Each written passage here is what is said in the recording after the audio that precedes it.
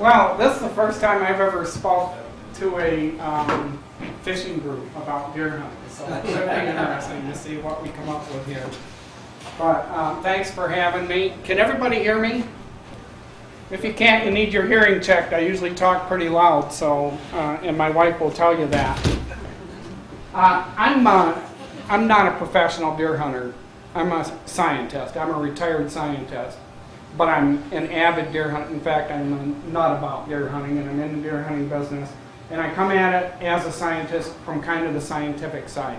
So I'm going to talk about some things tonight about whitetail bucks that may be new to some of you, and it's a little bit different angle on things. But first I want to talk about fishing, because if you asked me for most of my life, I turned 60 this year, to identify myself as a sportsman, well, I'd say I'm a fisherman, and I'm mostly a fisherman. And I spent most of my life, whenever I had free time outdoors, fishing. And what you see here is a thing that when I was a young man, this is in the 1990s here, I'm releasing a large northern pike here in a lake or there. In the 70s, I was an avid bass fisherman. And I've probably eaten more 5-pound and larger Michigan largemouths than most people have seen in their life. I filleted every single one I got and ate it, as long as it was legal. And there's an interesting thing that happened in the next 20 years. By the time the 1990s came along, I was into releasing those big fish, and I kept bluegills and perch. And I can see some guys are as old as me or older, and you've seen this phenomenal process happen, this change in culture, this change in thinking. From the 70s, when you didn't even think of releasing a fish, to the 90s. Well, what influenced that? Well, there's organizations, tournament fishing, BASS, all those things influenced me. It changed me to a man that would, from a guy who ate every bass I caught to one who would never think of eating a bass. And I wouldn't think of eating one today, unless I was really hungry. But we call that catch and release, and we all know all about it, and especially in the trout fishing industry. Well, part of what I'm going to talk to you about tonight is catch and release hunting, and that's what I do now, is catch and release hunting. I had a nice shot 4 nights ago at a 2.5-year-old buck, an 8-point, nice buck. My neighbor shot him the next morning, but I had him at 29 yards, which I hit in the black every single time with a target, and he's fussing around there, and I watched him for about a half an hour. I call that catch and release hunting. So I expect to see about 50 more of those guys this year, and I'm going to wait for the right one before I shoot him. Now, I have the advantage, being retired, of having the time to do that, but there's something really interesting and really amazing things that happen when you start passing on those bucks. And this is an example from last year, and I'm sitting in a stand, and I don't know if you can see it in this room, the lights are pretty high, but right there is a nice little 8-point buck that I got 4 pictures of. And I'm sitting up in a stand, and he came by about 8:30 in the morning. He checked out that food plot for the does. The does had come in a few minutes before. And so I put my grandnephew here in that same stand that evening, and that same buck came back through, and there he is, laying next to it. Now, to me, that's quality hunting, that we got a picture of that buck in the morning, and the reason this kid got to kill his biggest buck ever is because I didn't shoot it that morning. Set him up in that stand. So what we're doing here is following the fishing industry, really, about 20, 30 years later, and we're doing catch and release hunting. And so why would you want to do that? Well, that's what most of my talk is going to be about. And how many guys here are hunters of deer? Just about every one of you. How many are bow hunters? A lot of bow hunters in here. If you woke up, if the light came up in your stand and you saw the scene before you right here, there's one little doe fawn, there's a little button buck, which one of these bucks do you want to shoot? And then there's about 4 or 5 up there. About 4 or 5 of them. About 4 or 5 of them. I agree with you. There are about 4 or 5 of them that I would probably release an arrow on. But you know what's interesting about this? The question isn't which one would you shoot? It's when would you shoot him? Because this is all the same buck. This is a painting done by an artist named Michael Civey, and he knew this buck. It was a wild buck. He knew him for 6.5 years. He collected sheds every year. He was a photographer. He got photographs of it every year. And then he did this painting, and he reproduced that buck's life cycle. And he got this set of antlers when that buck died at 6.5 years old. And that's what he looked like every year. So the question isn't which one would you shoot, it's when would you shoot him, because if you shoot him back here, where 70% of Michigan bucks get killed, he never gets to get to be a buck like that. Now, I'm not telling you guys what to shoot, just like you just saw. My nephew shot that nice little buck. It's not a buck I would shoot. But I want to talk about what is a buck, and what is a buck's life like, and what is his life cycle, and how many of us has ever seen his full life cycle. So how many bucks do you see in this picture? Anybody see any antlers? There's not a single set of antlers to be seen in here. There's about 21 deer in that picture. Now, here in the lower, southern part of the lower peninsula, about 1.2 fawns are going to make it, for each doe, about 1.2 fawns, or somewhere around there, are going to make it to the fall. So in this group, you can figure about half of these are does that are adults, and about half of them are fawns. Now about 50% of the fawns are bucks. So about 5 out of these 20 deer or so are bucks. Now, I grew up in Michigan in a farm family. We look out in the field and we see that and we say, I saw 20 does today. Well, no you didn't. You saw 10 adult does, and you saw some fawns, and half of those fawns are bucks. And we're just going to talk about what that buck's life cycle is. So here's the first stage of every single buck's life. He looks just like that. And I see a lot of these guys, because I do habitat work about 200 days a year. I'm in the field. I'm got a chainsaw out there. I'm making food plots.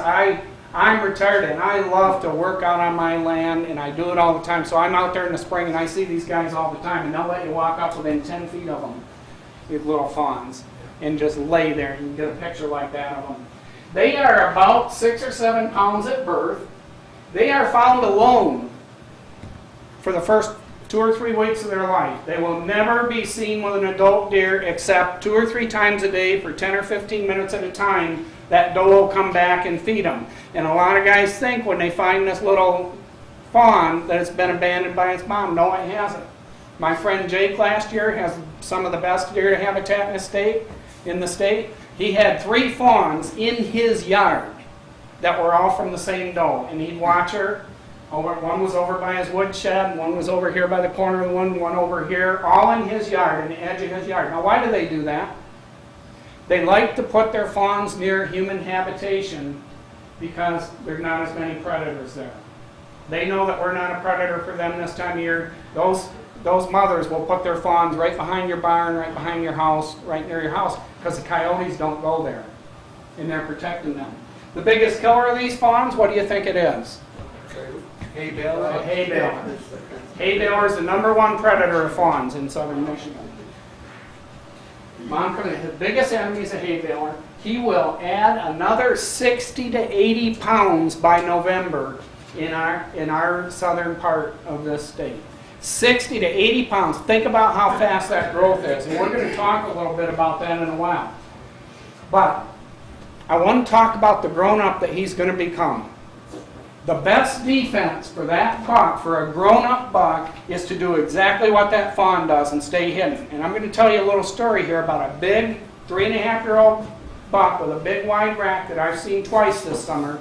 The first time a group of us went by it in a 4-wheeler. Second time, I was making a food plot. I took my tractor and I ran the tiller over a piece of ground about 1/3 of an acre. Then I went back and I hand seeded a bunch of wheat into it. Then I went back and I cotopacked it. Then I went back and I hand seeded a bunch of brassica over the top of that wheat by hand, walking all over it. Then I went back and I cotopacked it again, and I doing my last cotopack return, and I turned out into the high grass in our CRP field, and this big boy jumped up. He'd been laying he let me walk within 15 yards of him.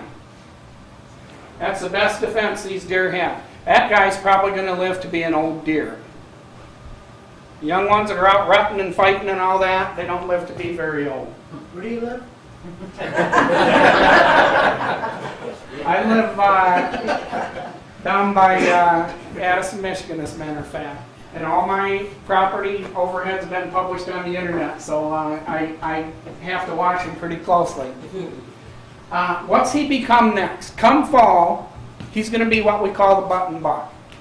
And Tony LaPratt, my friend, calls him the dumbest creature in the woods. He's a half a year old in November. He's the lone deer that you see up. When you hear guys say, I don't need no scent control, I see deer all the time. Most of the time what he's seen is a button buck. Those button bucks are up and around all day long. They're the first ones into the field. They're the ones that get shot too often with an antlerless permit. If he smells you, he'll come and investigate you. He's just dumber than a stick. He's just like any young male. He's just plain dumb. I always like to think porkies, you know. So let's talk about antlerless hunting. The DNR doesn't give you antlerless permits so that you can shoot a button buck. It's the last thing they want to happen is to get a button buck shot. They would like to see a well-balanced herd. It's very important to distinguish that button buck. If you see a lone deer in the woods in November, about 8 times out of 10, that's going to be a button buck. If you're there during the rut, it could be a doe that's being chased by a buck and gotten broken away from her family. But that button buck's the one that's out there exploring. You see him all alone in the field. Don't shoot him. Wait until you see an adult doe with him, and then you'll be able to see the size differential if you want to shoot does. And I understand not everybody wants to shoot does, but if you do, at the same time, don't let it kill you if you shoot a button buck. But the DNR has tips for avoiding the shooting a button buck. That is not why they have antlerless permits. They have antlerless permits because killing does is the way to keep the population down when you want to keep the population down, not so that you can kill button bucks. So the button buck is like a human child. He's about like this age here. I'm going to play a little game with you here because I want to put in human terms the life cycle of a buck. So this is about the age in human terms of a button buck. Who can tell me who this gentleman is? Any wild guesses? I know. You? You know who it is. You can keep your mouth shut. Andre the Oh, Giant. I mean, would you please defer from... Okay, nobody knows who he is. Okay, we're going to go to the yearling buck. What do we mean by a yearling buck? We mean he's made it through his first year and he's grown his first set of antlers starting in June. And by fall, he's going to have anywhere from a spike to, in this case, an 8-point. This is a 1.5-year-old buck. Probably about 50% of the 8 points that you see in the woods are 1.5 years old in this area because of all the crops and all the food that they have. He's almost as dumb as a button buck. Day and night in November, he's running around. What's he looking for? Girls. If you see one and don't shoot him, you're very likely to see more bucks. And this is the cool thing about passing bucks. If I pass this guy, chances are I'm going to see 2, 3, 4 more if I'm doing an all-day set. Because where one of them is, that means he's been sniffing around what he's after, and there's going to be other ones there.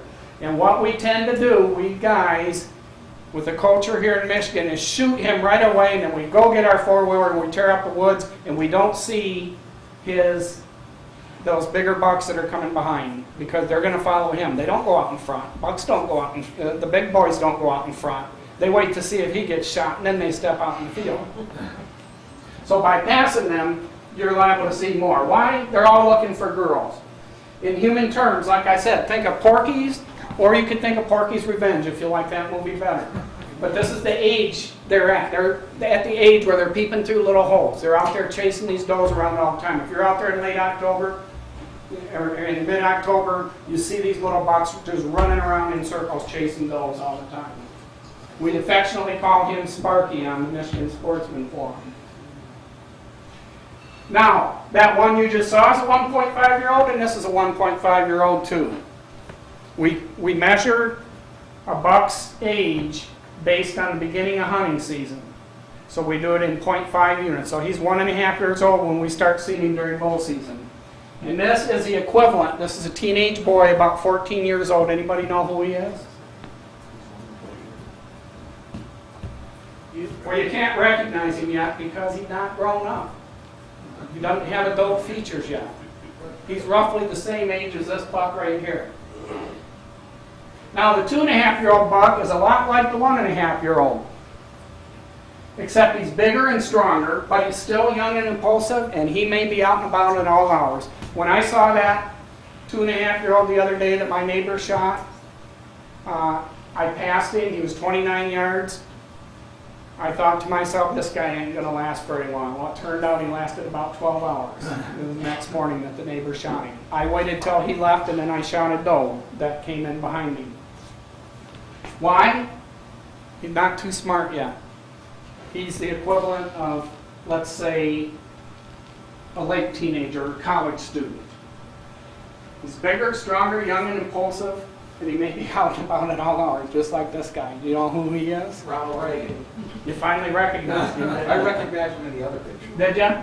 Most people don't even recognize him at this age because he doesn't have his full adult features yet. Ronald Reagan is not an adult here. You don't want him in charge of the free world. You don't want him, doing anything about the Iron Curtain. He's not smart enough yet. He's not grown up yet. He's not an adult.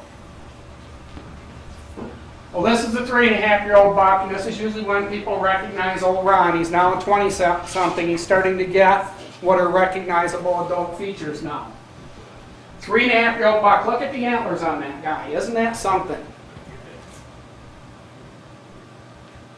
Here's a 4.5-year-old buck. He's king of the world. This picture is taken by Charlie Alsheimer. A buck is not an adult in the wild until he's 4.5 years old.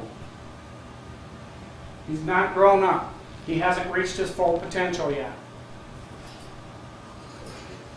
There's Ronald at about the same age. He's now an actor, and he's full of it. He's king of the world. He's got his pipe.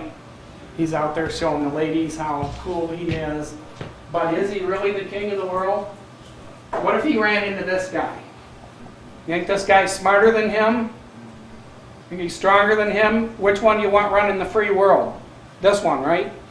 That guy's still too young. He's still full of himself. Still thinking too much about himself. He's not a grown-up yet. Yes, sir? Can you tell by the white on their face how far it runs up? Absolutely not. No. I could talk a little bit about the features of bucks, and we could do that during the question period, if you'd like. But I can show you a little bit on this buck right here, because you see that buck that I showed earlier, 2 slides ago? See that guy right there? Who's got bigger antlers, that guy or this guy? That first one does. Who do you think is in charge of whatever field he's in? It's this guy here. This guy here is to that other buck like Ronald Reagan is to that young buck with the pipe. This guy's in charge. He's full grown. Look at the neck on this guy. Look at how his neck comes down, comes right into his brisket. You know, 2.5-year-old, that neck's going to come right up here, and you're going to see a definite drop in his brisket. Look at how short his legs are. If I took his foot's right down here, if I take and measure that, his legs are actually shorter than the height of his body. And this is to answer your question a little bit. These are the kind of features you look for. Look at the size of his rump, and look at the fact that he has a pot belly. Young bucks don't have pot bellies. 3.5-year-olds don't usually have a pot belly. This is a 5.5-year or older buck right here. That's when they start getting the sagging belly, they start getting sagging skin, their eyes will start to sag a little bit. That guy is in charge of whatever room he's in. So do you see any differences? Well, look at how high the rump is on this guy. Now look at how long his legs are compared to his body. That's the kind of characteristics you look for out there. Look at where his neck comes down and meets right here, and then it drops down into a brisket and it rounds on down. Look at this guy, he's 1.5. Look at how trim his belly is. Look at how it goes up right there. Look at where his neck enters down here. Look at how long his legs are compared to his body. These are the bucks that most of us are shooting in the woods right now. Most guys think it's a grown-up deer. It's not. It's a baby deer. Here's a 3.5-year-old. Now look at how thick his neck is and how it's coming down. You can't quite see it there meeting his brisket, but you can see it over in this older buck that I showed you here. legs now are about the same depth as his chest. Those are the kind of things you want to look for if you're looking for an adult buck. If you're looking, it's a hunter's choice whether you want to do that. What I'm doing is giving you the tools to know the difference. So don't shoot a 2.5-year-old and say, I shot a mature buck, which is what a lot of people say. I used to say it myself. What is a mature buck is what we're after here. So in Michigan, they get killed right here, most of them. And in Iowa, they get killed out here. I talk to guys in Iowa, I set my booth up in Iowa, and they look at this picture and they say, why would anybody ever want to shoot a buck like that? Well, in Michigan, we hardly ever any of us see a buck like that. Why is that? We're killing them off when they're young. This is a chart that shows, this is from Mississippi State University, so they grow their deer smaller down there, but this is a pen facility. Here's a 2.5-year-old, has 89 inches of antler by Boone and Crockett scoring. A year later, he's going to have 110 inches, and he's going to top out at about 140 inches of antler. That's the deer of a lifetime for most of us in this room, right? 140-inch deer. Well, this guy has no chance of being a 140-inch deer if you kill him at 2.5-year-old. The main thing that affects antler size is age. Look at here. This is wild Texas deer, and you get exactly the same thing. The 2.5-year-old, 80 inches. By the time he's 5.5, he's pushing 140 inches. Age outstrips everything else that happens with this deer. So in Michigan, that right there is a trophy, that 3.5-year-old. Why is he a 3.5-year-old? Because this is what we do in Michigan. We kill the first buck we see. Now there's nothing wrong with that. We were taught that by our dads and granddads and everybody else. Why? When I was young in the 50s, there wasn't a deer to be seen in Branch County where I was raised. There wasn't a deer track to be found. My family went up north to Cadillac to hunt. The DNR had to grow the deer herd, so what they did is indoctrinated people into killing bucks and not a doe. You can kill off 90% of the bucks and all the does will still get bred because a Porky's thing is going on. Okay, they'll find them and they'll breed them. So you can kill all the bucks you want and your deer herd will still grow. Now when your deer herd starts to get too big, and guys, you don't want your deer herd to be too big. You don't want it to be too big because those big bucks will lay in their belly all day long and they can know they go out and get whatever they want that night. They do not have to risk getting up and walking in front of you. You want your deer herd at a moderate level. So we're killing all these deer off at 2.5, 3 years old. In fact, there are 3 factors that control how large an antler is going to be. And usually I ask audiences when I'm giving deer hunting talks, what do you think the most important one is? I've already given it away in this talk. The most important one is age here in Michigan. Age. Then nutrition. Why do you think you have mostly spikes for 1.5-year-olds up in northern Michigan? And they grow to 8 points down here? It's nutrition. They're eating trees up there and they're eating corn down here. It's no difference in the genetics. You move those deer north and south. So it's age, nutrition, then genetics. The genetics is there, but you got to grow them to 4.5 years old before you can even see it. So here's an example. Here's different genetics in the deer. Here they took spikes and forks and separated them out into groups and followed them for 4.5 years. And indeed, if you let the spikes and forks grow up, the ones that were forks when they were young had a little bit more antler growth when they were 4.5. But look at the difference between 3.5 and 2.5. The ones with the poorer genetics have much larger antlers than the one that's 1 year younger. Age is a far more important factor than genetics. That all has been undone even more by a recent study by James Cronin's colleagues And they studied spikes versus forks in the wild, and they disproved that earlier study, which was a very tiny study, the one I just showed you. And it turns out that by 4.5, everybody catches up. That study's underway right now, and they just released some results.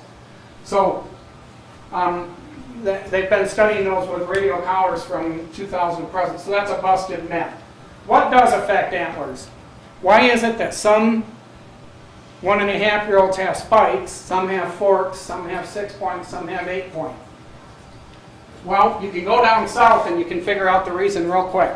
What this is the percentage of the deer that have spikes their first year based on what month they were born.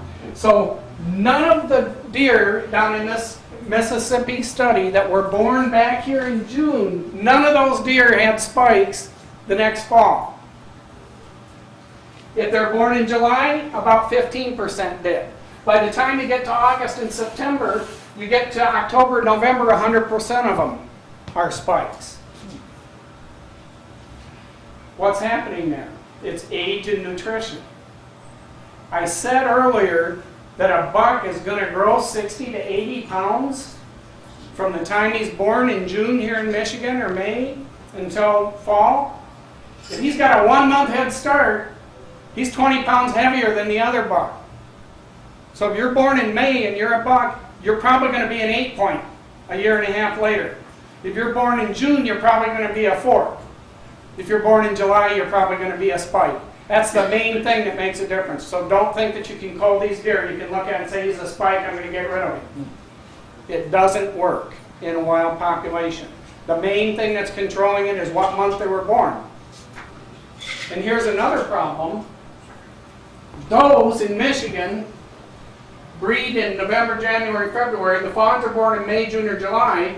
That's a 2-month difference. If they're growing at 12 pounds per month, you can do the math. Weight is the key factor. They can breed when they hit 80 pounds. I watched a doe fawn and a buck fawn breed in December last year, right around December 20th, successfully. And I'm 60 years old, so I know what it looks like, especially when they do it twice, 15 yards from me. A lot of the little bucks that you see are born to fawns. So that fawn was born, she gets to be 3 or 4 or 5 months old, she gets bred, and she has a baby the next spring. You think that thing's going to do as well nutritionally as one that's born to a mature mother? No way. So that's another factor.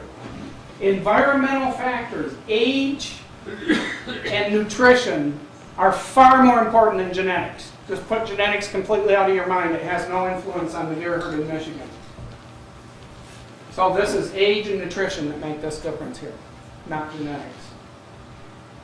In Michigan, this is a check station report. Now, if you're a guy, you're going to go to the check station, show off your deer to the DNR. What are you more likely to show? The big old 4.5-year-old buck with the big rack or the little one?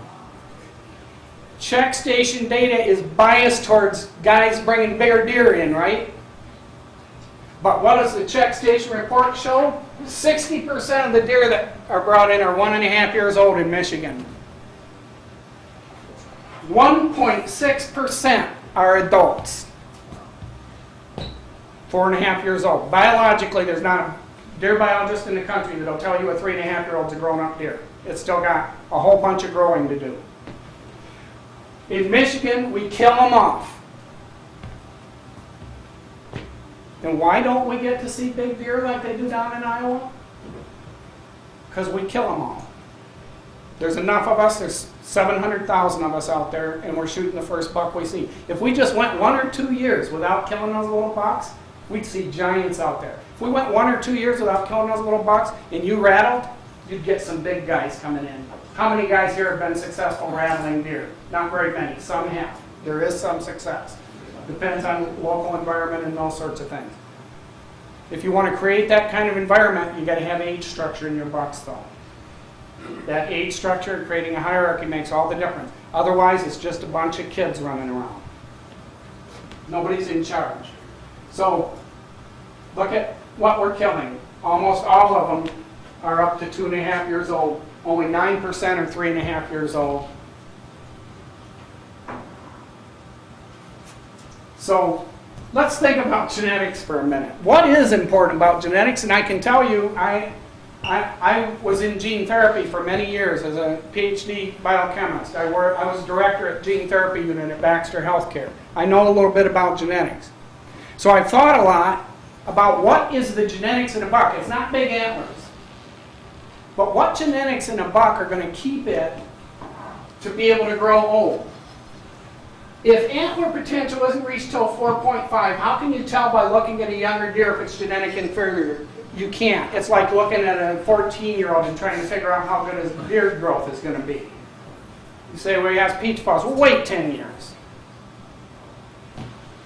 If it has poor antler development, it's probably because of age or nutrition. If a buck gets to 4.5 years old in Michigan, his antler genetics probably have nothing to do with it. So what does? Well, the biggest killer of bucks in Michigan is this right here. Right there. He's smelling that. He's following that. And this one's thinking, God, I'm glad he's not after me. I get to rest for a minute. This is the biggest killer because he's not normally going to be up on his feet in daytime where you can see him. He's up on his feet because of the girls.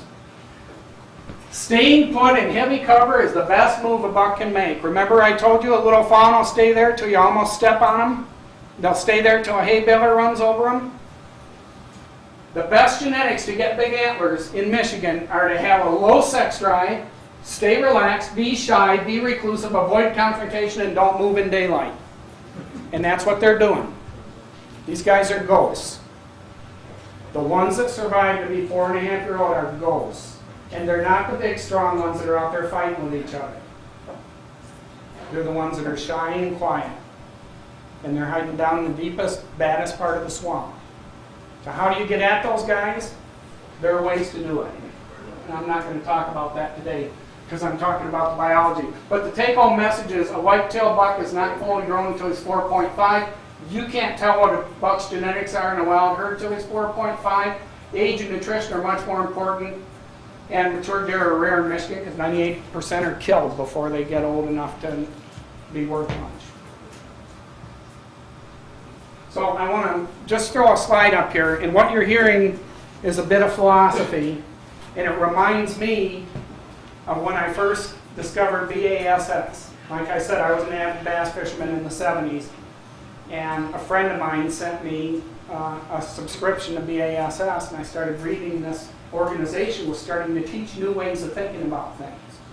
And what I'm talking to you about is new ways of thinking about things. Rather than just making it up on our own from what Grandpa said, we're listening to the biologists, and we have an organization that's at work in our state, and we're one of the strongest states for what's called the Quality Deer Management Association. And I urge all of you to at least check their website out. It's www.qdma.com. It's got more information on there than you ever hope to learn about deer and deer hunting.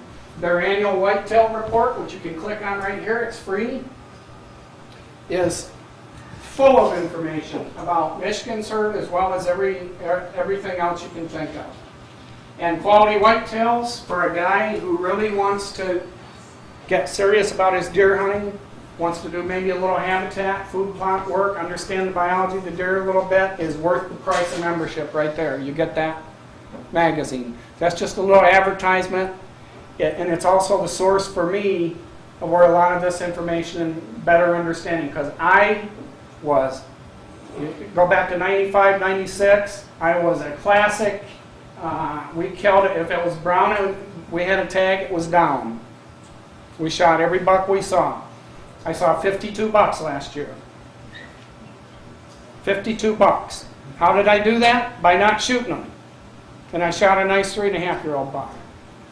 I had learned, it's a process for me, not an event, to change the way I thought about things and to change the way I approach my hunting. We have a cooperative down, it's centered around Addison, Michigan. My home is right out here. I've got property right here, and I've got property down here near Hudson, Michigan.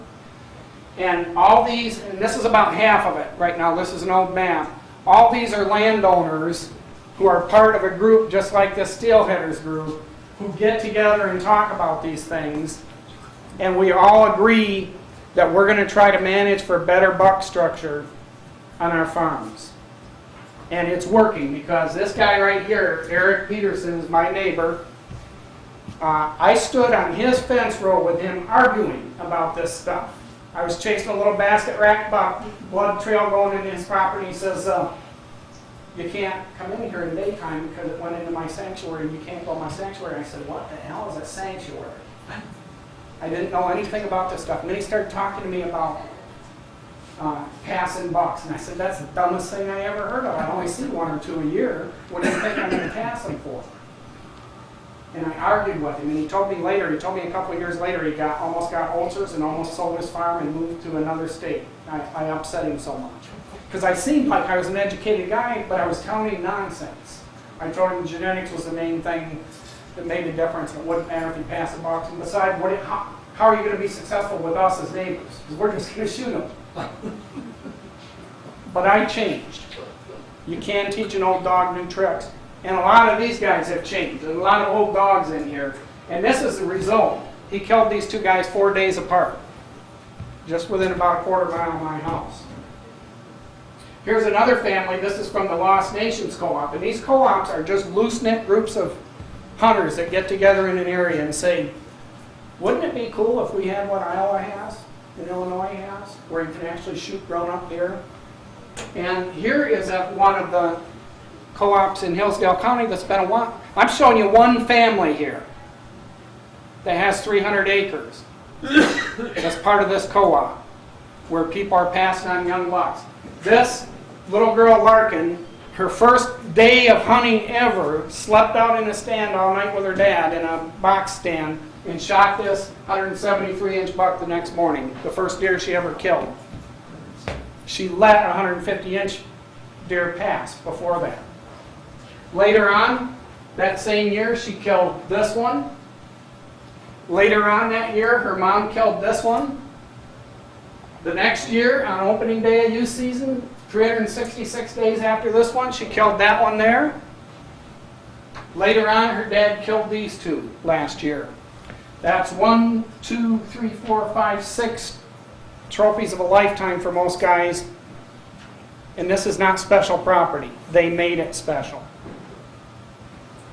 They worked together with their neighbors to make it a special area. This is doable everywhere in the southern part of our state. It's doable across most of our state. But it means neighbors getting together and working together and saying, hey, let's do things a little differently. The way the BASS did with fishing and the way other organizations have done with fishing throughout the country. So I'm going to end it right there, and I'll take any questions you might have. And it was really a pleasure to talk to a group of fishermen about, but you're all hunters, so just about. I don't think I saw very many empty. Any questions? Yes, sir. It's really hard to pass up a buck when you only see 1 or 2 the whole season. It's just, you know, and then you might see that bigger one, the 6-point, and he's out there 50 yards and he's going by you, and the next thing you know, you got a spike with a 3-point or a 4-point going by and saying, geez, this may be the only one I see the rest of the season. That's a very real and very understanding feeling. But why is that young buck so important? Is the internal question you have to ask. Is it meat for the table? Is it a bragging buck? Or is it just going to go in there? We all got a basket of antlers in our barns. Yeah. How many don't have a basket or a pile of antlers in their barn? What is the need to do that if you know that if you'll wait a year or 2, he's going to have antlers like this? So that's a personal question that each hunter has to ask. But that younger buck's a lot more tender than that older one too. Well, I can't tell the difference personally, but I shoot does. I'll shoot 5 to 7 does this year because I want in order to get these big bucks. These people here that I showed you in the last picture, they've killed 20+ does on their farm every year. They've already killed 6 or 7 of them this year. That's why they see these bucks. But if you normally hunt like I do up north, you better, if you see a horn, you better take it because if you don't, the next person's going to. Well, that's true, except if you But it's all go, state ground. if you go up to, what is that county up? Yeah, try to do it on state ground, you can't do it. You can in certain places now. They've got antler restrictions up, and I'm trying to remember the name of the county. Yeah, but I think it's dangerous. Leelanau. Leelanau, when you look at the check station box, something like 50% plus roughly have 8 points. The neighboring counties, it's less than 20%. Now, which would you rather have? I mean, I that's don't care about the horns anyhow. then shoot a doe. Shoot it off. Why usually? See, why, see, we all do this, and I've been guilty for most of my hunting life. Why, if you don't care about the antlers, and you can't eat the antlers, why not shoot a doe? They're easier to get, and they taste just as good. It's just a little corner you have to change in the way you think about it. On the other hand, you let that buck go, you shoot that doe, maybe somebody else will shoot him, maybe they won't. But if you shoot him, you know he's dead. Probably Yes, sir. around. I'm here. No, you, Around where I live, you got, it's all farm country and you got a kid hiding behind every tree. You know, you can't get them kids to not shoot that deer. sounds just like this territory where this guy lives, that I showed you the picture of with the 2 bucks. Exactly the same thing. His next door neighbor, my wife's known him, lived next door to him for her whole life. I won't say how many years. They got that property filled with young kids and neighbors and cousins. You think they shoot any trophy deer over there? They all run over onto Eric's property now because he's created the habitat. He hunts carefully. He lets those bucks Keep people out pass. of there. Oh, he keeps them out. Well, good luck around here.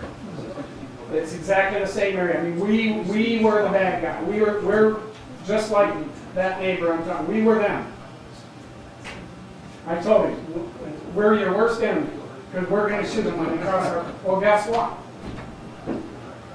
He's the one shooting it, and now we are. Well, I agree, but what I'm saying is, and the populated, I live up here now, and as populated as it is, the guy that owns a 600-acre farm where I initially started hunting, it was just 2 or 3 of us hunting, we got big bucks all the time. Yeah. But now you got all these people moving in from around, and the farmer, the kid, the young guy that took over the farm, he wants them all dead as far as he's concerned, he'd kill them all. He don't care if there's ever a deer. Yeah. Well, he wants population down, He wants which is everything where down. some biology comes in. They don't even hunt. Killing a doe is worth killing $10 when Oh, it comes right. to population control. Price, depending on how far downstream. If you look 5 years downstream, killing a doe, a 1 doe, is the same as killing $10 in terms of how much population growth. Probably.